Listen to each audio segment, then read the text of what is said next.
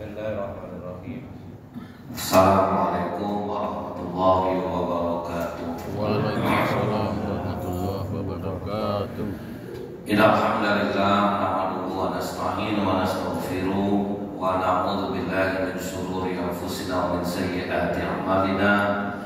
May yahdihillahu fala mudilla lahu wa may yudlil fala hadiya lahu. Asyhadu an la ilaha illallah wahdahu la syarika lahu wa asyhadu anna Muhammadan abduhu wa rasuluh. Allahumma shalli wa sallim wa barik ala hadzal nabiyil karim wa ala alihi wa sahbihi ajmain. Bapak pengurus masjid yang saya hormati, alim ulama, tokoh masyarakat, jadi pandai, Bapak Ibu orang tua yang saya muliakan, para pemuda-pemudi, hadirin hadirat, dan semoga kita semua senantiasa dirahmati oleh Allah. Kembali kita mengucapkan alhamdulillah rabbil alamin, bersyukur kita kepada Allah atas nikmat keimanan yang Allah karuniakan, sehingga walaupun hari dingin, ada yang sakit, tapi Bapak Ibu tetap hadir di masjid ini. Semoga apa-apa yang Bapak Ibu lakukan ini dibalas Allah dalam pahala yang berlipat ganda. Amin ya rabbal alamin. Bersolawat kita kepada Rasulullah SAW dengan ucapan Allahumma sholli ala Muhammad wa ala alihi wasallim. Semoga Allah ringankan lisan kita ini untuk bersolawat sehingga kita mendapatkan syafaat di yaumil akhir kelak. Usama bin Zaid radhiyallahu anhu mengatakan, Rasulullah berkata, ada seseorang yang dilemparkan ke dalam neraka. Kemudian begitu dia sampai di dasar neraka itu pecah perutnya, Pak. Lempar usus-usus. Dan dengan keadaan seperti itu dia berjalan berputar-putar di neraka. Kalau mati langsung aman, kata Pak, ini enggak hidup pula, Pak. Berputar-putar dia di neraka. Cuman kadang kalau ustaz menerangkan masalah neraka ini, kadang ustaz macam tidak pernah ke neraka. Ada pertanyaan seperti itu. Dan itu wajar kalau menurut saya, Pak. Ini kan informasinya dari hadis. Ini saya alihkan sedikit. Ada dulu anak ini masih muda, belum nikah, Pak. Tapi dia bagus ceramah, Bu. Dia undang orang untuk nasihat perkawinan. Dia belum nikah lagi, Pak. Pandai dia, Bu, bagaimana berumah tangga yang baik, bagaimana rumah tangga Rasulullah. Rupanya ada ustaz senior di situ hadir, Pak. Ibu jangan bilang di antara kami ustaz-ustaz tidak pengiri juga. Banyak pengiri dan begitu, Pak. Nengok anak di ceramah, habis anak ceramah dipanggilnya, Pak. Sini kamu ceramah nasihat perkawinan ini udah nikah, Pak. Belum lagi kuliah. Tidak boleh kamu yang kayak itu. Nikah belum kamu nasihati orang. Datang anak yang bilang, Buya itu ceramah tentang kematian, Buya pernah mati. Baru terkejut di bantainya. Ya kadang itu, jangan dikira orang biasa iri hati asa dengki di kalangan ustaz-ustaz banyak iri hati. Karena iblis ini kan tak ada, dia takut-takutnya. Makin kuat iman orang, dari cara itu pula dia masuk itu. Nah jadi yang kita ceritakan ini, orang yang berada di neraka yang khususnya terburai itu, kadang nengok dia berkeliling-keliling macam keledai, berkumpullah orang-orang di neraka yang pernah mengenal dia di dunia. Bukankah engkau ini yang sering mengajarkan kebaikan kepada kami? Ini hadis ini untuk ustaz-ustaz nih, Bapak. Bukankah kau yang mengajarkan kebaikan kepada kami di dunia? Kata orang ini, betul. Aku mengajarkan kebaikan, tetapi aku tidak melakukannya. Aku melarang kalian mengerjakan keburukan, sementara aku melakukannya. Jadi hati-hati juga kita nih, Pak. Jangan sampai kita menganggap bahwa diri kita ini suci, sehingga kita mudah aja mengeluarkan, tidak boleh seperti ini, tidak boleh seperti ini. Sebetulnya kita pun melakukan. Nah itu maksud dari hadis. Dan ketemu kadang di dunia nyata, pidato lah pejabat, ngurus apa-apa jangan lewat calo Bapak Ibu. Urus sesuai dengan aturan, prosedur. Kata anak buahnya, pandai bercakap, awak nyetor tiap bulan. Kan sering seperti itu. Nah, jadi ternyata hadis ini terjadi Pak di masa kita sekarang. Ajak kami para mubalik ini lah boleh menyampaikan kebaikan. Belum tentulah kami melakukan itu lebih. Cuma kadang kami ini sombong. Ada kesombongan di dalam jiwa seolah-olah kita itu orang bersih, orang suci. Kami ini tak ada pahala, kita tidak, Pak. Karena kan ceramah dikasih amplop, Pak. Kalau tidak dikasih, saya rasa tidak datang. Jadi bila kita harus ikhlas, ceramah karena Allah. Jadi dalam doa bantu kami dengan doa lagi Pak. Kalau kamu pahala rasanya habislah rasanya itu. Jadi memang ini Bu ya, untuk orang-orang yang suka menyampaikan kebaikan, sebelum menyampaikan itu usahakan sudah mengamalkannya dulu. Sudah dia mengamalkan, baru dia sampaikan. Tapi ada lagi hadis lain Pak, Abu Dzar Al-Ghifari. Boleh nggak Rasulullah kami itu menyampaikan sesuatu amalan, padahal kami belum melakukannya? Kata Rasulullah, sampaikan sekalipun engkau belum melakukannya. Nah, jadi di sini bukan kontradiksi ya di sini Bu. Artinya kalau menyampaikan kebaikan, jangan hati melambung pula seolah-olah kita orang baik. Nah, itu maksudnya. Kadang kan ada cara orang menasehati ini menyampaikan kebaikan tuh tersinggung orang dibuatnya Bu. Mungkin saya pun pernah menyinggung orang lain. Padahal maksud kita tidak menyinggung Bu. Karena kita dengan ceramah tuh, Ustaz ini dari tadi aku ditembak nampaknya. Kan dia kita sendiri merasakan Pak. Padahal kan tidak kenal betul so. Cuman terasanya kita seperti itu. Padahal tidak. Makanya saya jamin saya tidak ada menyinggung orang teman, karena orang pasti akan terasa. Ibu ini bertanya sama ibu yang satunya lagi, hidup ibu ini rasanya tengok bahagia betul, makanya kau rajin sholat duha. Maka bentuknya bagus dinyampaikan tuh Pak. Saya kalau tidak 12 rakaat sholat duha belum senang hati saya. Seolah-olah kesenangan hidupnya itu inilah amalan aku, inilah apa itu tuh maksudnya. Dan itu memang cenderung kita ini Pak sering menyombongkan seperti itu Pak. Sering sombong terhadap amalan menyampaikan ke orang. Nah ini yang dimaksud dalam hadis ini. Boleh kita nyampaikan ke orang, tapi orang pasti terasa Pak. Niatku memang terasa dia tidak. Aku tuh belum mengamalkan ini lagi, tapi dengar orang melakukan ini berhasil. Nah, itu kan masih enak juga ya Pak. Jadi kita tuh tidak ada kesannya itu menjadi orang yang sombong ketika menyampaikan. Karena ustaz ini Pak banyak kemungkinan untuk sombong tuh Pak. Kalau tidak bertuliskan parkir itu parkir khusus ustaz, tidak ceramah dia Bu. Dia harus ada pelampu bar, VIP itu. Jamaah ini kadang bagus sebetulnya memberikan penghargaan, cuman kadang ada yang bisa diterimanya, ada yang jadi salah jadinya. Sombongan tuh muncul ya, karena saya ini penceramah ada terasa kadang-kadang, makanya hati-hati betul itu. Jadi Bu ya, pernah Bapak Ibu pasti mendengar hadis orang yang punya 3 amalan besar akhirnya masuk neraka. 3 amalan besar yang masuk neraka ini, yang pertama orang yang mati syahid Pak.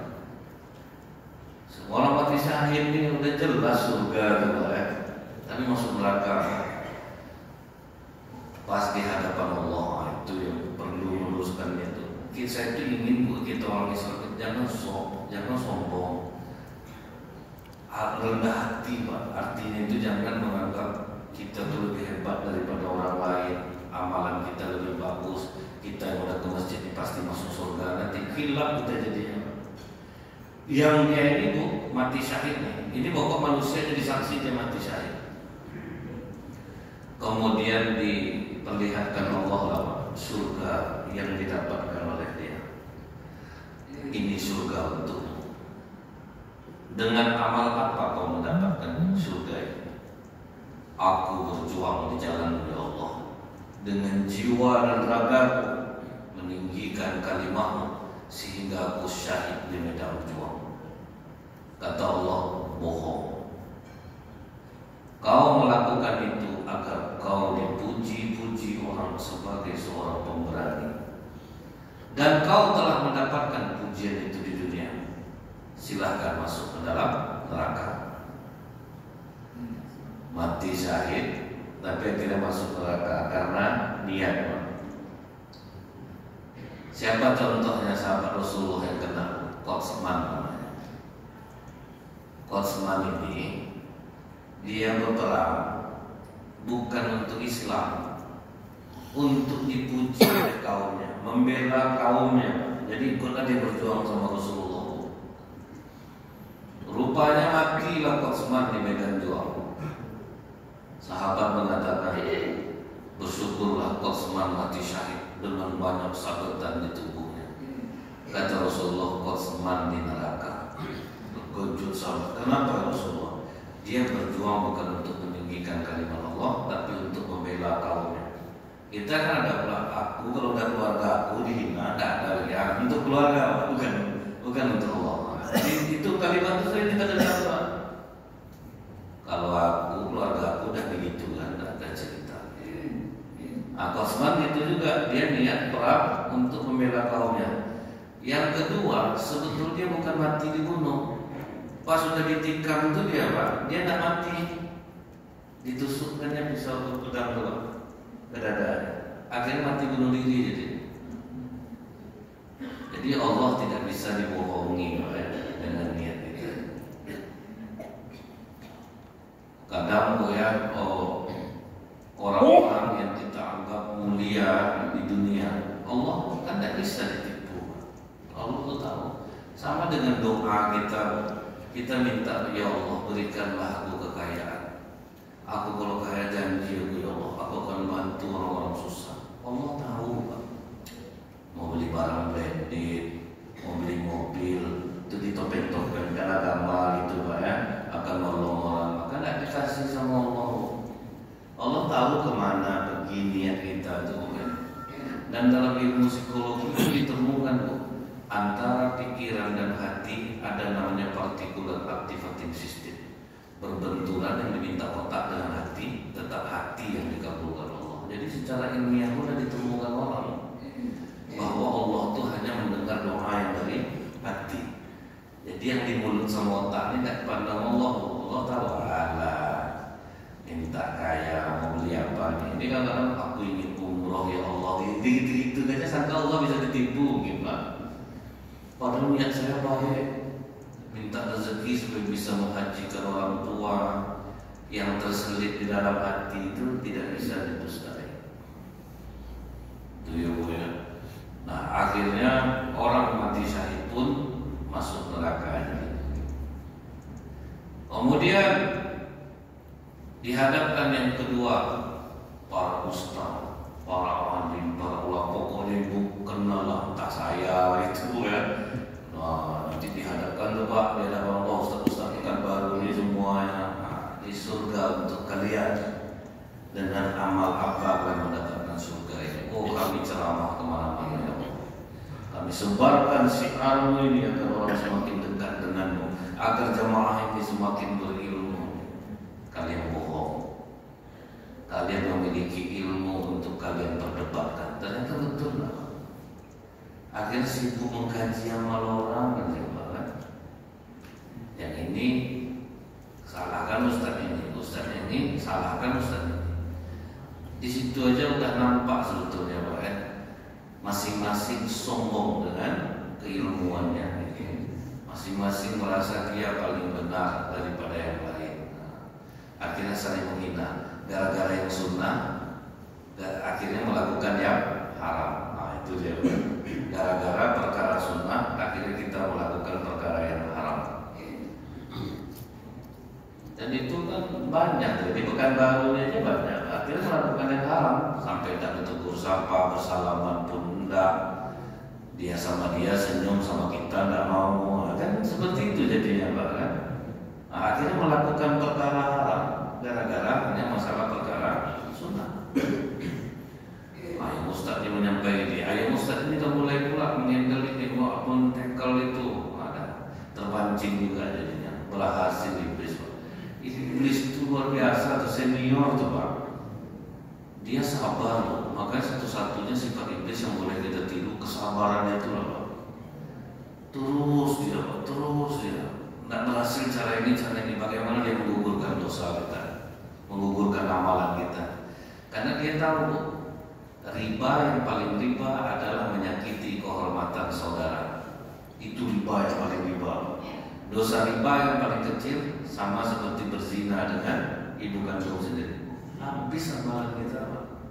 Karena kita sudah melakukan riba yang paling riba, menyakiti kehormatan manusia. Itu yang lebih sadis bagi kita, ribut riba bang gitu. Mereka lupa kita melakukan riba yang paling riba. Jadi itu yang bukan.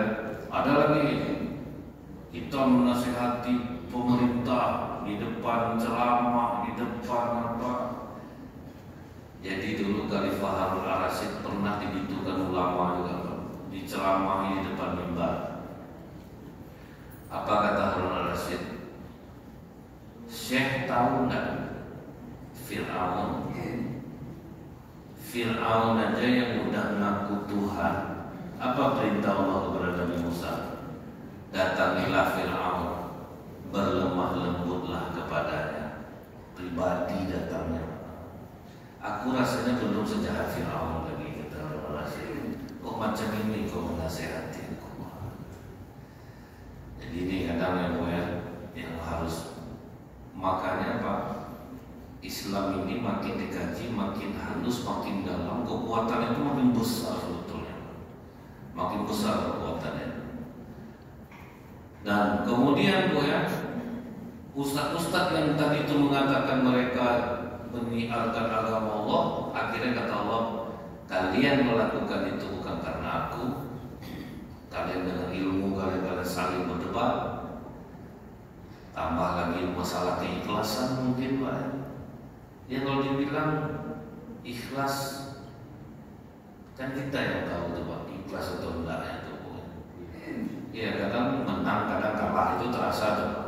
Kadang menang, kadang kalah. Kalau kita dalam dakwah ini misalnya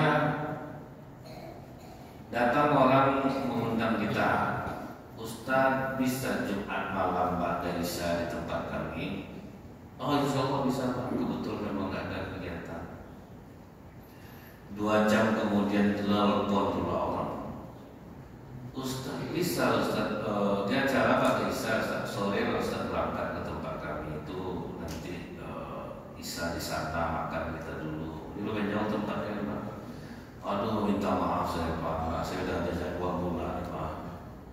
Itulah pengurus sudah sepakat kalau bisa Ustaz kemari ada sekian juta Ustaz. Nah, dia jam berapa tadi Pak? Berobat tuh. Iya oke Bapak. Habis kami ini butuh-butuh orang yang tahu. Dan orang butuh-butuh tuh tidak salah tuh Pak itu. Jadi baliknya ke kita lagi nih Pak, balik ke kita lagi. Makanya Bu, doakanlah kami ini. Karena doa orang ini antara Bapak Ibu ini ada yang ahli tahajud, ada ahli puasa, ada ahli baca Quran, ada yang rajin sholat sunat, ada yang berzikir. Nah, doa Bapak Ibu ini mengguncang aras nih Pak. Nah, itulah bisa mendoakan kami. Kalau kami berdoa tidak dikabulkan mungkin lagi, udah banyak enggak juga Pak ya. Nah, maksudnya itu apa Bu? Kita yang sering ceramah itu Pak, amalan ruhiyah pasti kurang. Ceramah sana, ceramah sini, kapan waktunya zikir, baca Quran dengan tenang, itu udah kurang tuh Pak. Udah pasti kurang tuh. Balik kadang misal malam Bu, nantilah sholat witir dulu, ujung-ujung dan juga ada dia Pak kan. Sementara jemaah dikerjakan itu Pak, puasa sunat apa. Macam kami mau masuk puasa kan bisa puasa sunat tuh. Makanlah Ustaz, berderita udah. Pokoknya orang makan terus sekarang nih Pak. Di mana-mana tuh makan Ustaz. Ini dah kapan terima pula. Nggak mungkin lah kita bilang saya puasa kan. Oh iya Pak, saya nanti sudah makan juga jadi. Nah, kemudian yang ketiga yang masuk neraka itu dermawan, orang dermawan. Ini kita sebetulnya mengukur hati kita masing-masing nih Pak, hati kita masing-masing. Saya mengatakan orang yang mati syahid, orang-orang yang mati jadi syahid itu kadang-kadang Bu ya, orang belajar ilmu agama ini kan syahid nih sebetulnya nih Pak, mendapatkan pahala syahid. Cuma tidak selamanya orang yang belajar agama itu kadang dia jadi sombong dengan ilmunya Pak. Misalnya ini Bu ya, kenapa anak kecil malas tadarus sekarang di masjid semenjak ibu-ibu belajar tahsin? Jadi bacaan anak-anak itu kan banyak salah tuh. Baru narik huruf ada kena tuh Pak. Akhirnya malas anak-anak tuh lah di luar, kenapa nanti di luar muat dengan nenek itu tak salah aja huruf apa membuatnya. Orang sedang mengaji itu kan sedang sur-surnya itu Bu, biarin aja dulu. Biarkan dia semangat dulu membaca Al-Quran. Nah, itu maksudnya. Jadi kadang orang berilmu ini justru kadang mendengar ilmunya itu sombongnya. Ibu udah punya ilmu, kadang dengar imam sholat di masjid lain tak betul huruf imam tadi. Sibuk menengok itu jadinya Pak, itu yang didengarnya dia sia-sia ilmu jadi, sia-sia ilmu jadi. Nah yang ketiganya orang dermawan Bu, di dunia rajin nyumbang. Banyak nyumbang ke masjid, nyumbang ke panti asuhan, nyumbang. Akhirnya Pak ditanya oleh Allah, ditengokkan dia dulu surganya. Ini surga untukmu, dengan amal apa kau mendapatkan surga? Oh kami menggunakan harta kami di jalan yang kau ridhoi. Kami sedekah, kami nyumbang ke sana sini. Kata Allah, kalian bohong. Kalian melakukan itu agar dipuji manusia, agar disebut orang yang dermawan, dan kalian sudah mendapatkan pujian itu di dunia. Silakan masuk ke dalam neraka. Jadi meluruskan niat nih, wah, memang kita tuh boleh dipuji, tapi kan Rasulullah udah bilang kalau kita dipuji kembalikan pujian itu kepada Allah. Alhamdulillahirabbil alamin. Ya Allah, jadikanlah aku seperti yang Dia sangkakan. Nah kan itu diajarkan itu Pak. Ini dipuji orang, dipeluruskan dermawan, ibu-ibu ya macam baru tahu ngejawab tuh. Macam dulu ibu macam ini lagi ada tuh sama panti asuhan situ tuh tiap bulan tuh ibu tuh. Panjang dia menjelaskan, jadi pertanyaan orang pendek daripada wajib main wajib banyak wajib menyumbang ya wajib. Kalau saya nih soal menyumbang nih tak terkira lagi. Tengok di apa saya di Instagram saya banyak, Instastory saya nyumbang semua ya. Nampak kesusahan tak bisa. Nah, kan ini bilang pertanyaan orang satu penjelasannya panjang Pak. Dia nyumbang tahun 2015 bulan Oktober tanggal 3 meninggal ya. Diukurnya semuanya ya, itu tuh yang bahaya. Itu maksudnya itu Bu. Nah jadi saya tuh ingin kita itu Pak lebih concern mencari keburukan kita sendiri, sehingga kita tidak sempat lagi mengkaji keburukan orang lain, amalan orang. Karena pun kita tuh susah, masih banyak ternyata kekurangan kita juga. Kemudian jangan pula gara-gara mendengar hadis ini berhentilah amar ma'ruf nahi munkar kita Pak. Pokoknya tetap jalan terus. Yang nyumbang belum bisa ikhlas, tetap nyumbang aja terus. Karena pisau kalau tidak diasah mana mau tajam Pak. Dengan terus kita berusaha. Misalnya nih Bu, ibu sedekah riya, kemudian orang yang dikasih sedekah mendoakan Pak, tentu lama-lama doa orang itu tembus juga mengenai kita itu Pak. Karena kalau memang mau langsung ikhlas itu pasti sulit. Rasulullah aja memaklumi Pak. Nah, ini kalau dari sisi Rasulullah ya. waktu itu ada orang baru masuk Islam, tapi dia ahli perang. Maka kata Rasulullah, jangan kalian gantikan dia di medan perang, biarkan dia maju di depan, karena dia ingin memperlihatkan dia siapa. Itu memang ada dimaklumi Rasulullah tuh. Jadi bagi orang-orang baru berlaku seperti itu.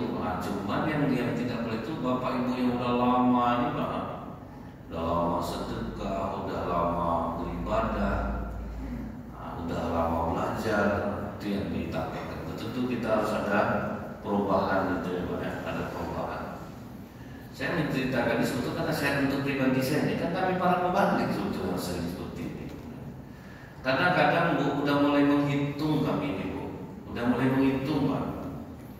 Sebetulnya ada yang bagus kalau jamaah yang mengerti Bu pokera, tapi kan tidak semua jamaah itu yang paham Pak. Misalnya Bu ya, diundangnya kita, kan kita tidak bertanya tuh Bu ya, berapa mereka akan memberi. So itu nanti dikasihnya lah katanya Bu, temen-temen kita di jalan tuh habis ikhlas jadinya Bu kan. Ditanya salah, nggak ditanya merenung lah, kita pulang di luar jemaah itu udah mulai menghitung Pak. Padahal dulu ya nggak ada seperti itu, aman aja lah sebulan Pak. Jadi itulah ujiannya, dan mungkin bukan saya aja, banyak. Saya lebih parah Bu ya kalau misalnya dari Jakarta diundang 35 juta misalnya, 3 hari sebelum acara ini harus sudah ditransfer 35 juta tuh. Pesawat kelas bisnis untuk 2 orang, hotelnya apa. Jadi kadang orang itu bisa gitu ya. Kok nggak dipertanyakan oleh orang, maksudnya tuh, ini Ustaz apa nih, Ustaz amplop berarti ini. Kok nggak gitu ya. Cuman kenapa kita nggak bertahan dengan cara kita? Dulu kita nggak seperti itu, ada kebahagiaan yang nggak bisa diucapkan dengan kata-kata. Contohnya jamaah tabligh itu Bu ya. Mereka kemana habis uang sendiri loh Pak. Tidak pernah mengeluh, aman, ada kebahagiaan yang tidak bisa diungkapkan dengan kata-kata. Jangan dikira kita mendapatkan uang dari hal yang kita tetapkan itu akan membahagiakan kita. Saya rasa enggak. Akhirnya saya mencoba reuni itu lagi. Reuni itu lagi maksudnya itu apa? Dulu saya ingat ceramah di desa itu kadang kan dikasih ubi kayu Pak, dikasih saka, kemudian khatib Jumat dikasih 6.000, ceramah ibu-ibu 10.000, tapi kok bahagia gitu Pak.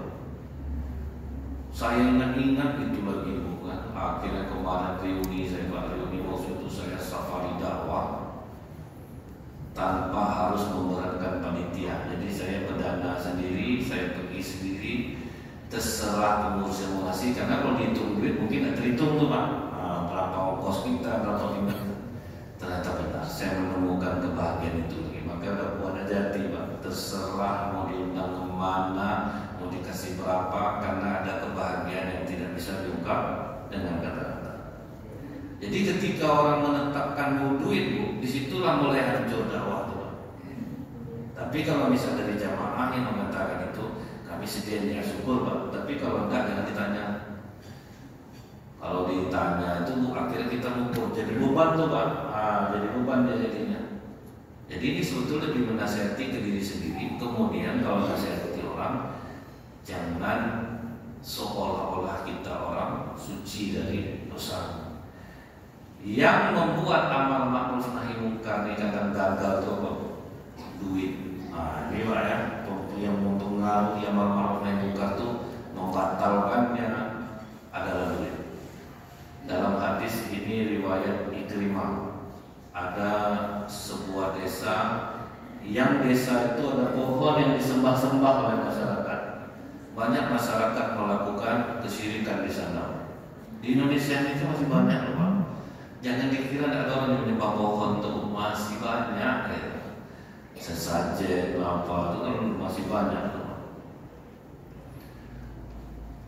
Jadi karena pemuda ini tahu ada ada kemungkaran di desanya. Jadi ini orang kalau melakukan kemungkaran, kalau mampu mampu dengan tangan Pak. Dia ini berani kok, biasanya bapaknya Pak. Mau ditebangnya pohon itu. Dia mau menebang pohon itu di jalan, iblis yang berwujud manusia menghentikan. Mau kemana? Aku mau menebang pohon itu. Ini udah perbuatan syirik. Jangan coba kau tebang potong pohon itu, berhadapan kau dengan aku. Siapapun kau lawan aku. Dipukul sama pemuda ini, terkapar iblis itu langsung. Karena iblis, jin kalau sudah berwujud manusia berlaku hukum manusia. Dipukul ya sakit ya, kena ya. Jadi begitu jatuh dia tunggu kata iblisnya. Jangan kau siksa aku. Kalau kau tidak menebang pohon itu, aku jamin setiap hari kau bangun tidur kau akan mendapatkan 4 koin emas di bawah tempat tidur. Betul ya? Beralih jadi apa? Awas enggak kalau bertebang pohon itu. Betul. Jadi duit nih lah masalahnya. Menghilang kebaikan gara-gara dia. Kalau hati-hati ya Bu ya. Paling bisa membolak-balik hati orang tuh duitnya. Ya saya pernah mencontohkan Bu ya. Suaminya pulang jam 2 malam. Dari jam 4 ditelepon istrinya dan diangkat. Itu ngomong istrinya jam 2 malam tuh. Suami kurang ajar, tak ada otak bang tuh. Telepon dari jam 4 enggak abang angkat. WA checklist. Enggak juga berubah-ubah macam-macam lah kata istri. Buka suaminya dompet, minta maaf bang deh. Enggak boleh dengan mengangkat handphone. Ini ada rezeki itu aja. Cuma saat dia ngomong tuh lah. Enggak ngomong enggak pulang. Hilang marah tuh bang. Itulah kekuatan duit itu Pak. Makanya duit itu bisa jadi asbab hidayah bagi orang, bisa menghancurkan orang. Karena Rasulullah sudah mengatakan Pak, sebaik-baik penolong untuk takwa kepada Allah adalah harta. Memang diakui harta bisa membuat kita bertakwa kepada Allah. Misalnya nih Bu, kami mau balik nih kaya gitu. Jadi ketika kami duduk sama orang Pak, kami tak berharap dunia dari dia. Bisa nasihati Pak, bisa duduk saya sama gubernur. Saya tak ada kebutuhan, tak ada yang dimasukkan proposal, tak minta duit. Itu berarti saya ngomong Pak. Tapi coba saya masukkan proposal ke gubernur, di ACC dikasih duit bantuan. Sanggup tak menurut Ibu saya kalau gubernur ini melakukan kemungkaran saya larang? Bapak betul. Itu yang dari mulut lagi itu yang keluar Pak. Saya harus tak betul. Bapak yang betul. Sudah terus tak gini betul loh. Nggak ada yang salah gitu. Tapi kalau kita nggak ada kepentingan, nggak ada apa, cuma nggak jelas bahwa Bapak ini hadir di pengajian saya. Macam Pak Wakil Gubernur itu kan rutin di Nurul Yakin. Rasanya cukup pedih ceramah saya itu. Karena kalau kita mengkaji kita menjadi kekasih Rasulullah itu pemimpin banyak kena Pak. Cuma kan tidak ada maksud saya mengatakan. Karena bab itu berjalan, otomatis kan kena di bab itu gitu Pak. Tapi mungkin di dalam hati beliau-beliau ini ya kita larang pun kita nggak ngasih dia duit juga gitu. Dia nggak pernah minta bantuan juga. Itu jadi kalau kita mampu bisa kuat untuk bisa bertakwa kepada Allah dalam beberapa hal, itu maksudnya ya. Tidak bisa dijengkali orang, tidak bisa diputar-putar orang. Kita lihat Ustadz Ebeglio yang di Malaysia itu Pak, dengan hartanya dia pergi ke Indonesia, dikumpulkannya anak-anak pang di jalan, dikasih makan, diceramahi. Siapa orang tak mau Pak? Udah kenyang perutnya, diceramahi. Habis itu abang-abang mau beli baju, tapi mandi dulu ya. Anak pang itu kan identiknya kan Bu, makin tak mandi itu makin afdol gitu Pak. Disuruhnya mandi, dibawa ke mall, dibelikan baju. Abang-abang mau sholat, mau Ustaz, saya carikan rumah, saya bayar tiap bulan, saya subsidi, saya bantu hidupkan program itu guna duit ya Pak. Itu enaknya. Jadi betul juga orang Islam ini kalau kaya bisa jadi tempat bertakwa dia kepada Allah, atau bisa menghancurkan dia dengan uangnya itu. Jadi begitu pemuda ini bangun tidur dapat 4 koin emas, jumawa aja Pak. Betul iblis nih. Hari kedua masih ada 4 koin emas. Hari ketiga masih ada 4 koin emas. Hari keempat koin emas sudah tidak ada. Biasa jalan kapaknya kalian. Pergi dia ke situ. Datang iblis mau kemana lagi? Kau sudah mendustai aku. Tadi aku bangun tidak ada lagi 4 koin emas di bawah bantalku. Oh kalau sekarang kan kau coba-coba mati kau buat nanti, kata iblis. Oh tak jelas kau ya. Dia maju dipukul sama iblis. Dia lah terkapar lemah. Tunggu kenapa kau bisa sekuat ini? Ketika yang pertama dulu niat kau itu karena Allah, langit dan bumi pun tidak akan bisa menghadapmu saat itu. Tapi kalau sekarang karena kau tidak mendapatkan uang lagi, jadi kau sangat lemah bagiku. Itu. Jadi kalau karena uang ini orang bisa dijengkal orang jadinya. Susah kan gue ya kalau yang membuat patahnya kadang dakwah nasihat. Kita udah banyak menerima kebaikan orang ini, Pak. Nah, sudah itu tentu perbuatan salahnya kita diam aja. Dosa kita pun maklum aja lah kita, tentu gitu. Tapi kalau sempat kita tidak ada kepentingan, tidak ada keinginan hal-hal yang bersifat duniawi, pasti aman jadi ya Pak kan? Enak duduk cerita. Jadi ini Bu, yang menghalangi dakwah itu, nasihat kebaikan itu adalah ketika kita sudah mendapatkan uang, terbungkamlah mulut kita ini untuk bicara. Nah, itu faktor penghambat nasihat. Ya banyak contohnya tuh Pak ya, orang-orang yang kadang bernyanyi itu Bu ya, dia mengadu-ngadu itu karena tak dapat biasanya Pak.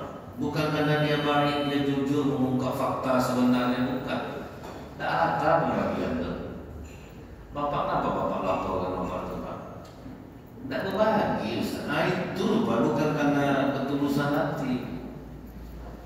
Ini uang ini banyak ya. Nah, gimana caranya? Akhirnya yang tidak dapat heboh gitu. Jadi rata-rata terbukanya sebuah kasus itu karena tidak rata pembagian Pak.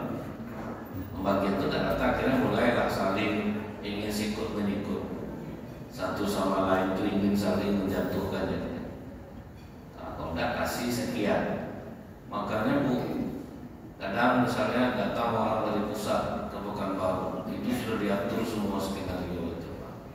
Nanti dia cek ada pelanggaran, dah tinggal nunggu di hotel, nanti orang datang, pokoknya servis dia saja, kan itu tuh, servis dia saja. Uang-uang itu tuh yang beredar Pak di tengah masyarakat, tuh makanya orang makin banyak, makin rusuh hatinya, makin banyak kesedihannya. Iya Bu, bahkan ada yang jujur sebenarnya, jangan dikira duit macam ini senang hati terus. Kita berduit bisa beli apa saja, tapi jiwa hampa. Jiwa itu hampa, duit banyak. Ada yang dari 2017 akhirnya mundur dia dari dunia seperti itu. Wah, keluarganya langsung bilang dia bodoh Pak.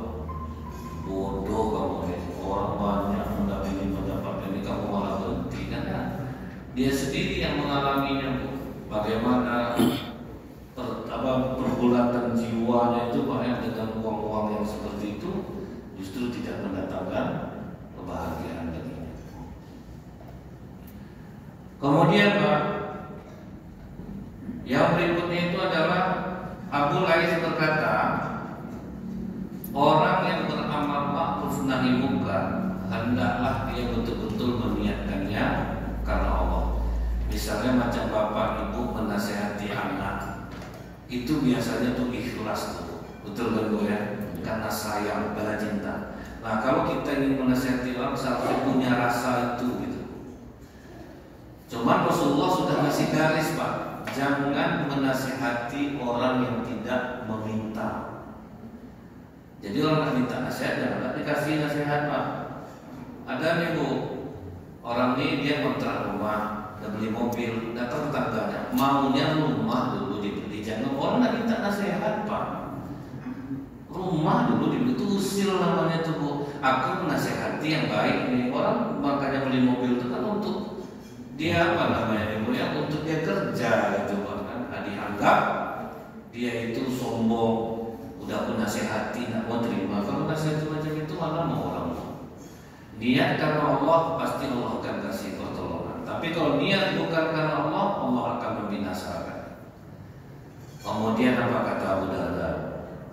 Siapa yang menasihati saudaranya di khalayak ramai, berarti dia sudah mempermalukannya. Ini cara menasihati secara pribadi.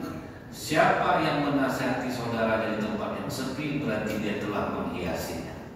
Saya ambil contoh nih, saya sedang ceramah. Kemudian ibu-ibu ada urusan yang tak selesai, ngomong cerita-cerita, datang saya dari sini. Bu, tolong diam. Ibu malu enggak? Malu. Nah itu, jadi enggak boleh mempermalukan. Makanya Bu saya ceramah, mau lari-lari anak-anak, mau ribut, mau apa, saya tidak pernah ambil tahu. Karena kalau pada saat itu saya kasih tahu, dia malu. Jadi bukan nasihat yang masuk. Kadang Pak, komunitas-komunitas ibu-ibu baru kan banyak Bu. Mereka itu kadang pergi ke tempat ceramah itu sambil jualan Pak. Ada yang bawa peyek, ada yang bawa jilbab. Pas saya ceramah itu belum selesai urusannya gitu Bu kan. Baca dia udah bisik, tapi saya terdengar Pak, saya ceramah itu Bu. Nggak mau saya tegur, nanti Ibu tuh jawab lagi habis. Jadi biarin aja Pak.